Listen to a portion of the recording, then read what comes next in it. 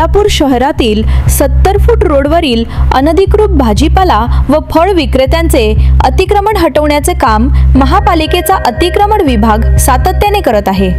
मात्र कारवाईनंतर हे विक्रेते मुख्य रस्त्याच्या बाजूला असलेल्या गल्ली बोळातच आपले स्टॉल मांडून बसत आहेत। परिणामी नागरिकांना व वाहन चालकांना मोठ्या प्रमाणावर त्रास सहन करावा लागत आहे।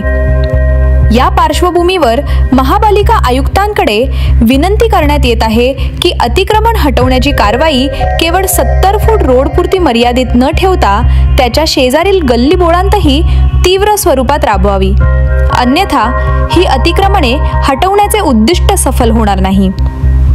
दुर्दैवाने काही संघटनांच्या नावावर या अतिक्रमणांना प्रोत्साहन दिले जात आहे। त्यामुळे कायद्याचे उल्लंघन करून गरीब फळ व भाजी विक्रेत्यांचा नुकसानच होत आहे।